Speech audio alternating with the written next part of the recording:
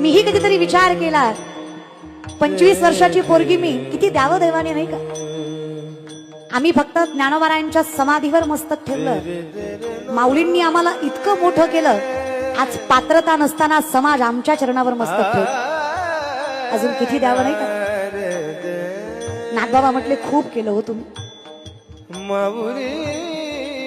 जे संस्कृत आम्हाला जमत नाही त्याची ज्ञानेश्वरी केलीत तुम्ही. जो उपदेश आमच्यापर्यंत समाजाने पोहोचू दिला नाही तो आमच्यासाठी सहज केलात तुम्ही.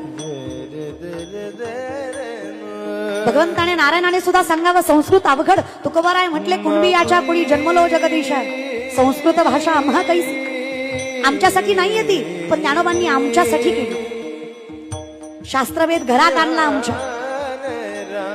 उपदेश केला. आम्ही पदराशी बांधायला विसरलो. नाथबाबा सांगतात,